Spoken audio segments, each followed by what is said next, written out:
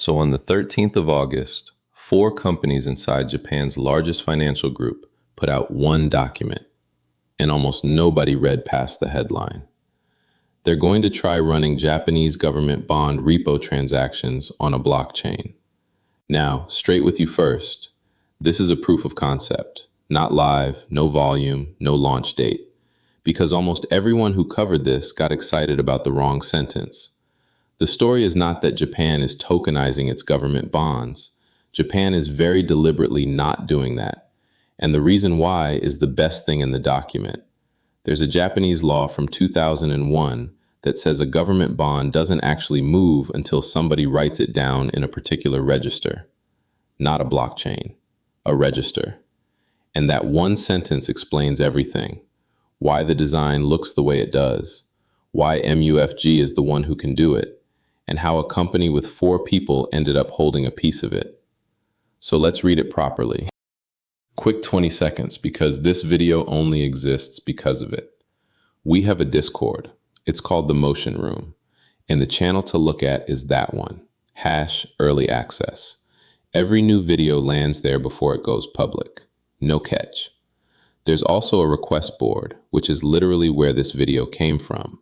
You post a project name, I go read the filings. So come make it yours. It's a room for people who want to learn this stuff and build on it, and it's better with more of you in it. And if Discord isn't your thing, there's a newsletter.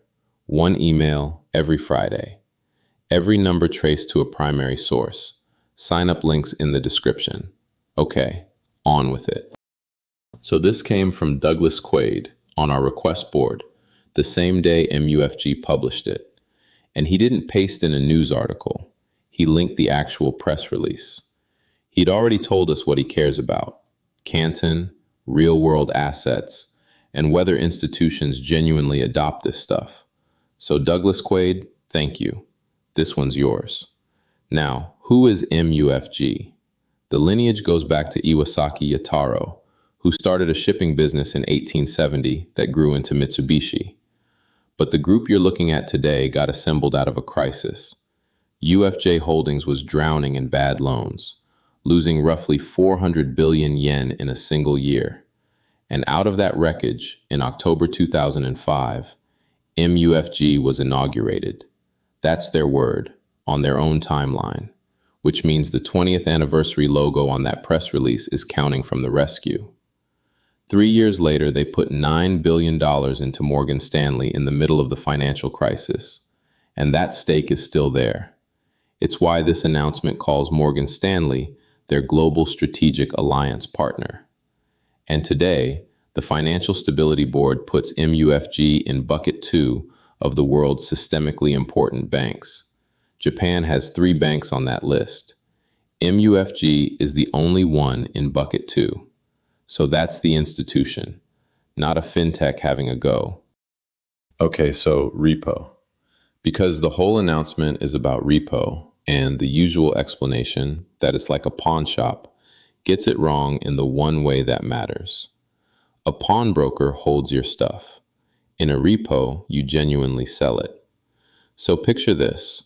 You need cash until tomorrow, so you sell me your car for $9,800, and in the same breath, we agree you'll buy it back tomorrow for $9,801. You get your cash, I get the car, and I properly own it. That £1 difference is my interest. That's the repo rate. Now, government bonds are the perfect car. Everyone wants them, everyone can price them.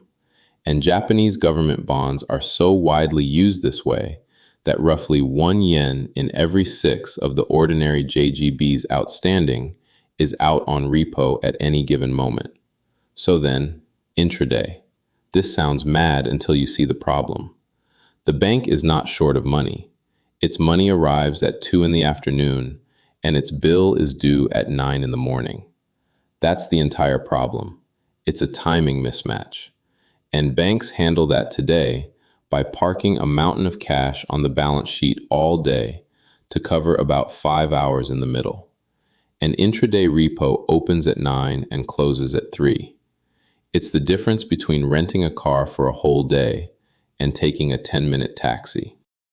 Right. this is the diagram from the release, and this is where it clicks. Japan has a law from 2001, the Act on Book Entry Transfer of Corporate Bonds and Shares. And its Article 98 says something very inconvenient for anyone who wants a JGB on a blockchain. A transfer of a book entry JGB does not take effect unless the buyer receives an increase entry in the holding column of their account. Does not take effect. Ownership only shifts when a specific institution updates a specific ledger, the transfer account register. So look at what MUFG wrote. They'll preserve the legal nature of JGBs as book entry transfer bonds, and the register gets updated in conjunction with the blockchain. In conjunction with. They're not replacing the record. They're keeping a chain in step with it. And now look at the boxes on that diagram. Account management institutions, MUFG Bank, and Mitsubishi UFJ Trust and Banking. That's them. MUFG isn't asking someone else to update the register. MUFG is the one who keeps it. That's the whole reason a bank can run this and a startup simply cannot. One more thing. The middle of that diagram says multiple blockchains, and then Canton, etc. So Canton is the named chain here, not the only one they left room for. And here's why it's the sensible pick anyway. The biggest live intraday US Treasury repo service, Broadridge's distributed ledger repo, settled around $357 billion a day in June, and it runs on Canton. Same network, same company. So the second name on that release is Progmat, and this might be the best story in the whole thing. It started inside Mitsubishi UFJ Trust as a crypto trust product, which got killed off by the CoinCheck hack in 2018. So they pivoted it into asset tokenization, and in October 2023, MUFG Trust spun it out into its own company. Here's the part that stopped me.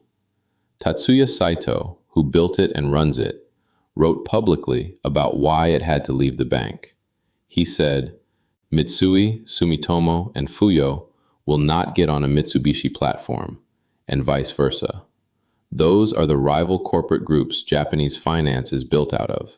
And he's right. Nobody boards a competitor's rails. So what did they do? They capped MUFG Trust at 49%, on purpose, so MUFG would not hold control and rivals could actually invest. And it worked. A megabank engineering away control of its own best digital asset so competitors would use it? Yeah, that's rare. Now the honest counterweight, because we read their filings too. Progmat Coin, their stablecoin product, was announced in 2022 and has issued nothing in 4.5 years. But here's what you really need to know. Progmat runs a consortium called the DCC, and in May, that consortium convened a working group on tokenized JGBs and on-chain repo. BlackRock Japan is in it, State Street, all 3 megabanks, all 5 of Japan's big law firms. So MUFG didn't go shopping and pick a vendor.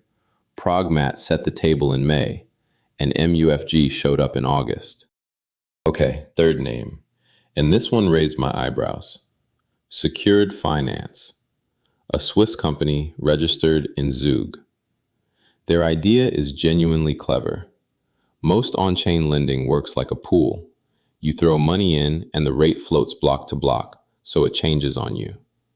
Secured Finance runs an order book in zero coupon bonds instead, so your rate is fixed the second you trade, and an actual yield curve appears. Now, the numbers. Their protocol has been live about 3 years, and cumulative volume across all of it is roughly $53 million. Over the last 24 hours, it did about 5,000. And the team listed on their site is 4 people. So Japan's largest trust bank has handed the repo lifecycle layer for a market worth well over $1 trillion to a 4-person company clearing about $5,000 a day. And that's not a gotcha. A proof of concept is exactly where unproven infrastructure should be tested. But you should know the size of the thing. 2 corrections. Secured finance is not on Canton today. Their own release says they will redesign and implement on Canton, future tense. That's a rebuild, not a port. And MUFG's release says secured finance provides collateral infrastructure for UBS's tokenized money market fund. That sentence is copied word for word out of secured finance's own boilerplate. What actually happened is they accept that fund as collateral through a partnership with DigiFT, which distributes it. UBS has never announced anything with secured finance. So where do the regulators sit? Japan's Financial Services Agency runs something called the Payment Innovation Project, and MUFG's experiment sits inside it. But the thing people keep getting wrong is that it is not a sandbox. The FSA writes it out in plain language on its own page. The Payment Innovation Project does not exempt anyone from existing laws and regulations, which is exactly why the architecture looks the way it does. No waiver means you'd better design something that already works under the law you've got.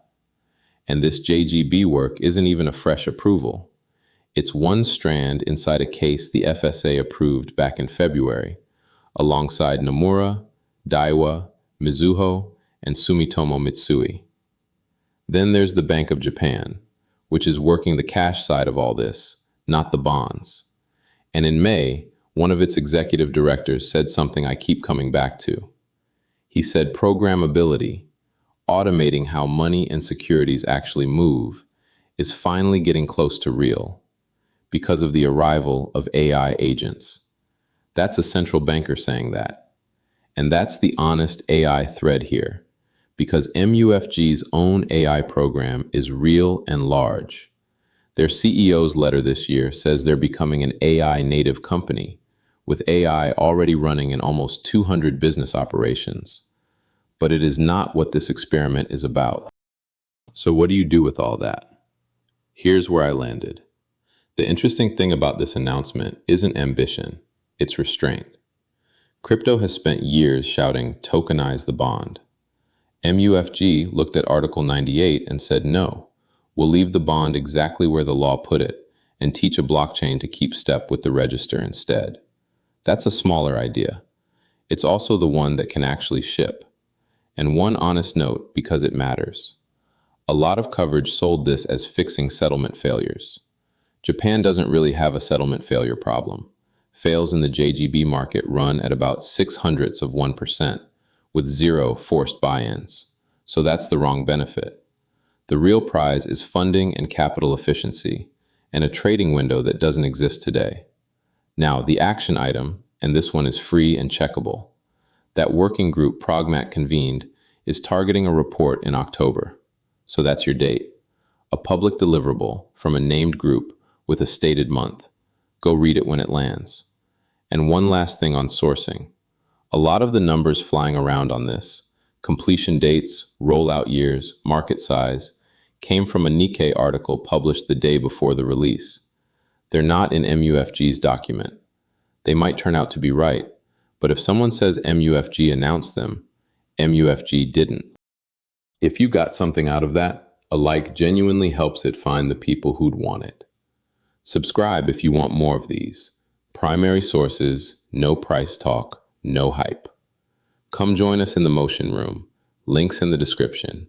And if there's a project you want measured, post the name on the request board. That's exactly how this one happened. And grab the newsletter while you're there. One email every Friday. Thanks for staying to the end. I'll see you in the next one.